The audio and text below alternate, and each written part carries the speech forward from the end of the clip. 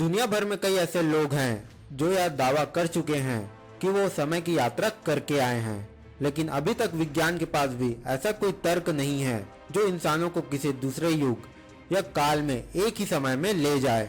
हालांकि कुछ वैज्ञानिकों का मानना है कि सर आइंस्टाइन की एक थ्योरी टाइम ट्रेवल की गुत्थी सुलझा सकती है।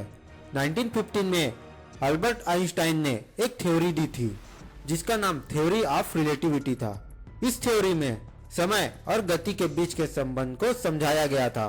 साथ ही निकोला टेस्ला ने भी ये दावा किया था कि उन्होंने एक ही समय में भूत, भविष्य और वर्तमान देखा है। इसके लिए उन्होंने एक टाइम मशीन भी बनाई थी जिसमें वह सफल भी हुए थे। कुछ ऐसे ही इंटरेस्टिंग एंड मजेदार टाइम ट्रेवल से जुड़ी स्टोरी जो आज मैं आपके लिए लेकर आया हूँ, जो आपको एक बार सोचने पर मजबूर कर देगा कि क्या सच में टाइम ट्रेवल पॉसिबल है। तो चलिए शुरू करते हैं। दोस्तों, अभी तक आपने मेरे चैनल को सब्सक्राइब नहीं किया है तो प्लीज चैनल को सब्सक्राइब जरूर करें और हाँ, बेल आइकन को जरूर प्रेस करें। साल 1943 में विश्व युद्ध के दौरान अमेरिकी वैज्ञानिकों ने एक ऐसा प्रयोग किया था जो आज भी एक रहस्य बना हुआ है। इस प्रयोग का मकसद था दुश्मन के लड़ाकू विमान से समुद्री जहाजों को बचाना। वैज्ञानिकों ने इसके लिए एक ऐसी टेक्नोलॉजी विकसित की जिससे जहाज कुछ देर के लिए बिल्कुल अदृश्य हो गया। विश्व युद्ध के दौरान नाजियों ने समुद्र में मैग्नेटिक माइंस बिछा रखे थे। इन माइंस से जहाजों को बचाने के लिए यूएसए कई तरह के प्रोजेक्ट्स पर काम कर रहा था। इनमें से एक था द फिलाडेल्फिया एक्सपेरिमेंट। इस प्रयोग के लिए वैज्ञानिकों ने इलेक्ट्रोमैग्नेटिक और रडार वेव्स टेक्नोलॉजी की मदद ली, जिससे समुद्र से जहाज को कुछ देर के लिए गायब किया जा सके। जहाज के अंदर निकोला टेस्ला के जीरो टाइम रेफरेंस जनरेटर का भी इस्तेमाल किया गया।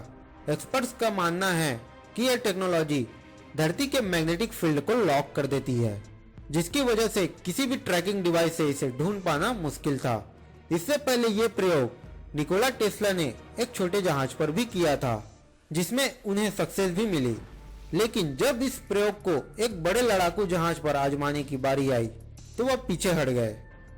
अक्टूबर 1943 में वैज्ञानिकों ने इस एक्सपेरिमेंट को एक लड़ाकू जहाज यूएसएस एल्ड्रिच पर करने की ठानी। इस प्रयोग को फिलाडेल्फिया डॉकयार्ड पर किया गया। वैज्ञानिकों ने इस जहाज के चारों तरफ कई हजार वोल्ट्स के इलेक्ट्रोमैग्नेटिक कॉइल्स लगा दिए ताकि नाजी के बिछाए मैग्नेटिक माइंस को चकमा दिया जा सके। धीरे धीरे उस जहाज पर लगाए हुए जनरेटर की मदद से बिजली की वोल्टेज बढ़ाई जाने लगी। जैसे ही बिजली 3.5 मिलियन के पार पहुंची तो एक हरे रंग की रोशनी हुई और जहाज पूरी तरह से अदृश्य हो गया। यहाँ तक कि वह जहाज रडार से भी गायब हो गया। हालांकि कुछ लोगों का कहना था कि गायब होने के कुछ देर बाद जहाज को वर्जीनिया में देखा गया, जहां से वह फिर गायब हो गया। 24 घंटों के बाद जहाज फिलाडेल्फिया डॉकयार्ड पर दिखा, लेकिन जब लोग उस जहाज के करीब पहुंचे तो नजारा दिल दहला देने वाला था। जहाज में मौजूद क्रू मेंबर्स मरे पड़े थे। कुछ उस जहाज की दीवारों में जमे हुए पाए गए थे। साथ ही जो लोग सही सलामत थे उनकी दिमागी हालत इतनी खराब हो गई कि वे पागल हो चुके थे। ऐसा माना जाने लगा कि ये सभी समय की यात्रा करके आए हैं। कुछ लोगों ने इस बात का खुलासा भी किया कि गायब होने के दौरान ये जहाज 1983 के समय में चली गई थी, जहां वो सभी लॉन्ग आइलैंड में बसे एक खुफिया स्थल पर जा पहुंचे थे। इस एक्सपेरिमेंट को लेकर पहला खुलासा कार्ल एलेंडे नाम के एक व्यक्ति ने किया था। 1956 में कार्ल एलेंडे ने इस एक्सपेरिमेंट का खुलासा करते हुए एक वैज्ञानिक मोरिस के जेसप को 50 खत लिखे थे। अपनी बातों की सच्चाई साबित करने के लिए एलेंडे ने खत में 2 ऐसे लोगों के नामों का भी जिक्र किया जो घटना के विटनेस थे। साथ ही कार्ल एलेंडे का यह भी मानना था कि इस एक्सपेरिमेंट में आइंस्टाइन की अनफील्ड थ्योरी का इस्तेमाल किया गया था। हालांकि कार्ल एलेंडे द्वारा किए गए इस दावे को लेकर कोई ठोस सबूत नहीं मिला, जिसके बाद इसे एक मनगढ़ंत कहानी समझकर भुला दिया गया। इसके बाद साल 1983 में एक अमेरिकी नेवल ऑफिसर एल ब्लेक ने यह दावा किया कि वह एक्सपेरिमेंट के दौरान उस जहाज पर मौजूद थे और वह समय की यात्रा करके आए हैं।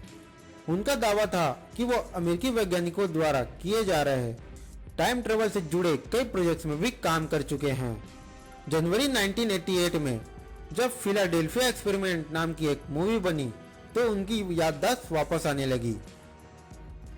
इसके साथ ही एल बिलेक ने अपने कई इंटरव्यूज में इस एक्सपेरिमेंट से जुड़े कई दिल दहला देने वाली बातों का भी खुलासा किया, लेकिन लोगों का मानना था कि एल बिलेक की बातों में कोई सच्चाई नहीं है।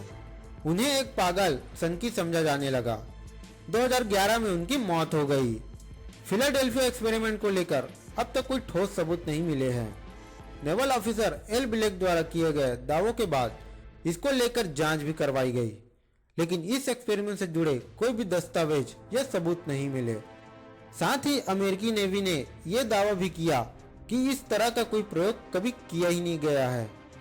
इस घटना के बाद लोगों ने इसे मनगढ़ंत कहानी समझकर भुला दिया, लेकिन क्या यह सच में कोई कहानी थी या वो सच जिस पर से कभी पर्दा नहीं उठ पाएगा? ये आज तक रहस्य है कि फिलाडेल्फिया एक्सपेरिमेंट में क्या हुआ था। दोस्तों, मेरी आज की ये वीडियो आपको कैसी लगी यह हमें कमेंट करके जरूर बताइए। Thanks for watching.